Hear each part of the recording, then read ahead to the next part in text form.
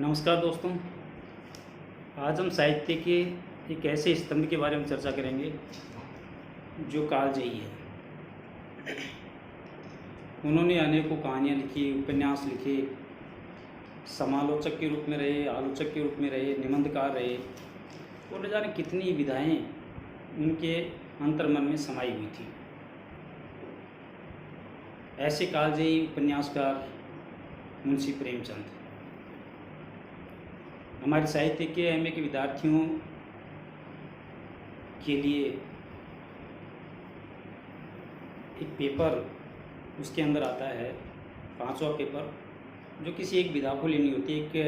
एक साहित्यकार को या एक लेखक को या एक उपन्यासकार को किसी को लेना होता है 5वें पेपर के रूप में। और उसी संदर्भ में आज हम प्रेमचंद के गोदान की चर्चा करेंगे।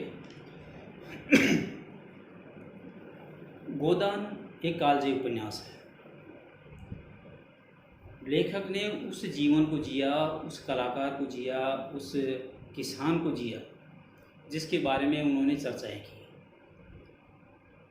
इस उपन्यास में की जो शुरुआत है, आज मैं उसके कथानक के बारे में चर्चा करूँगा, क्योंकि एक बहुत बड़ा उपन्यास है। उसमें किस तरह लेखक ने अपने आप को उस जगह रख कर के अपनी बात को रखी, उसको पढ़ने के बाद में ऐसा लगता है कि जैसे वास्तव में वो परिवेश ऐसा था कि उसमें किसानों की क्या दशा होती थी, उनकी क्या गरीबी, क्या कर्जा, किस तरह वो अपना जीवन यापन करते थे, उसके बारे में विस्तृत चर्चा उन्होंने इस उपन्यास में किया है। गोदान गोदान का मुख्य पात्र है होरी। होरी बेलारी गांव का एक 5 बीघा ज़मीन का किसान है। उस 5 बीघा ज़मीन में वो अपने पूरे परिवार, जिसमें खुद स्वयं, उनकी पत्नी धनिया, उनका बेटा गोबर और 2 बेटियां सोना और रूपा, ये 5 सदस्यों का परिवार और 5 बीघा ज़मीन। अथक गरीबी में जीने वाला ये किसान अपना जीवन यापन किस तरह करता है, किन किन परिस्थितियों, किस किन मुसीबतों का वो सामना करता हुआ आगे बढ़ता है, इसकी चर्चा इसमें की गई है। होरी 5 बीघा ज़मीन का किसान है, लेकिन उस 5 बीघा ज़मीन को जोतने में, उसमें बीज डालने में, उसकी कटाई में वो किस तरह और लोगों की सहायता की आवश्यकता उसे पड़ती है, वो इसी सिलसिले में वो गांव के एक ज़मींदार, पड़ोस के गांव के एक ज़मींदार के यहाँ, सेंगरी गांव के राय बहादुर साहब के यहाँ, अमरपाल सिंह जो उनका नाम है, उनके यहाँ जाता है। अमरपाल सिंह का चरित्र दोगला है। वो गरीबों के सामने गरीबी की बात करता है, ताकि वो किस तरह इतना बड़ा किसान, इतना बड़ा जमींदार होने के बावजूद किन किन परिस्थितियों का सामना करता है। लेकिन जब उसका कहीं नुकसान होता है तो वो अपने दूसरे चरित्र को उजागर करता है। और इस उम्मीद से, क्योंकि वो कर्जदार है राय साहब का, तो बार बार हाजिरी लगाने के लिए, कोई बेगारी करने के लिए उसको वहाँ पर जाना होता है। होरी की पत्नी धनिया बार बार मना करती है कि क्यों किसी की पैर सहलाने के लिए वहाँ जाते हो, हम कर्ज लेते हैं तो उसका ब्याज सूद समेत उस कर्ज को चुकाते हैं। लेकिन होरी इस बात को मानता है कि हमारा वजूद इसलिए है कि हम उन लोगों के साथ में, हमारा नाम है, वो लोग हमें तजब्बुत देते हैं। सीधा साधा किसान, वो राजनीति की बातों को क्या जाने। वो वहाँ से राय बहादुर साहब के वहाँ पर जाता है।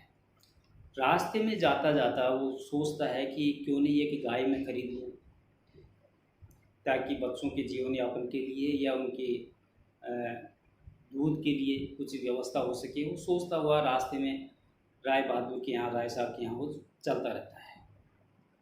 ऐसे में जब वो रास्ते में जा रहा होता है तो एक पड़ोस का किसान भोला, वो उसको मिल जाता है। वह अपनी गायों को लेकर के चराने के लिए जंगल में जा रहा होता है। होरी के मन में ये उत्सुकता जागृत हो जाती है कि क्यों नहीं एक गाय भोला मुझे दे दे।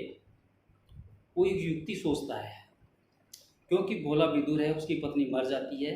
वो झांसा देता है, लालच देता है भोला को कि मैं तुम्हारी शादी करवा दूंगा।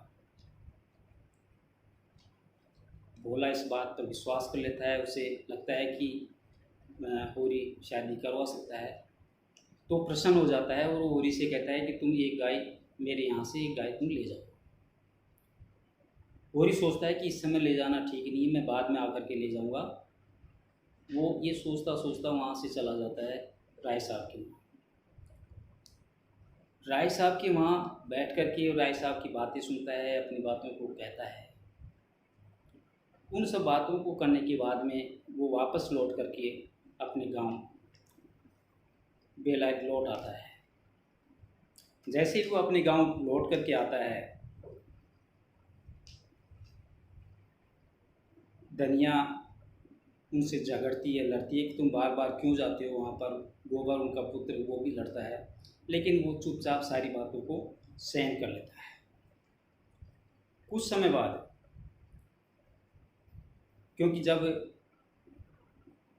भोला ये आश्वस्त कर देता है होरी को कि गाय तुम यहाँ से ले जाना, तो होरी उससे कहता है कि 2 दिन बोझे भूसा गायों को चराने के लिए तुम मेरे यहाँ से ले आना, क्योंकि उस समय अकाल था और अकाल के समय में पशुओं को चराने के लिए चारा नहीं था। ये बात आकर के वो धनिया को बताता है कि ऐसे ऐसे भोला गाय देने के लिए तैयार है, उसको एक बोझा चारा की ज़रूरत है। धनिया नाराज़ हो जाती है, देने के लिए मना करती है। लेकिन उस स्थिति में होरी फिर एक बात धनिया को कहता है कि वो तुम्हारी बहुत बड़ाई करता था, तुम्हारी प्रशंसा कर रहा था। स्त्री का स्वभाव होता है कि जब वो प्रशंसा सुनती है तो उसे सब चीज़ें अच्छी लगती हैं। होरी ने जैसे ये बात कही कि वो तुम्हारी प्रशंसा कर रहा था, तो वो मान गई, वो तैयार हो गई कि क्यों नहीं वो आकर के ले जाएगा। 2-4 दिन बाद में भोला आता है और आकर के वो भूसा ले जाता है। होरी ने एक बोझे के लिए कहा था, लेकिन धनिया उसको 3 बोझा दे करके बेचती है और साथ में गोबर से कहती है कि ये इनके घर तक पहुंचाया हो। गोबर और भोला बोझा लेकर के उसके गांव जाते हैं, उसके घर जाते हैं। गोबर वहाँ देखता है कि भोला की एक विधवा पुत्री वहाँ पर खड़ी होती है। उसको देख करके उसके मन में प्रेम जागृत हो जाता है। दोनों एक दूसरे को देखते हैं, पसंद करते हैं, खुश होते हैं एक दूसरे को देख करके। उनके अंदर अंतरंग संबंध प्रेम के शुरू हो जाते हैं। गोबर वापस लौट करके अपने गांव आ जाता है। दूसरी तरफ होरी राय साहब के पास जब गया, तो राय साहब हर साल एक जलसा करते हैं जिसमें एक नाटक का आयोजन करते हैं। उस नाटक में होरी को अभिनय के लिए एक पात्र का चयन किया कि वह राजा जनक का माली के रूप में कार्य करेगा। तो ये सारी बातें उसको होरी को करनी थी। जब वापस लौट करके आता है, तो जब गोबर उसको झिड़कता है, लड़ता है कि वो तो रंगा हुआ सियार है, वो गरीबों के सामने गरीबी, अमीरों के सामने अमीरी की बात करता है, लेकिन उन सारी बातों को वो करके चुपचाप सुन लेता है, सहन कर लेता है। प्रिय विद्यार्थियों, ये उपन्यास बहुत लंबा है। इस एपिसोड को हम यहीं ख़त्म करते हैं और अगले एपिसोड में इसके आगे की कहानी की कथा की चर्चा करेंगे। नमस्कार, गुड बाय।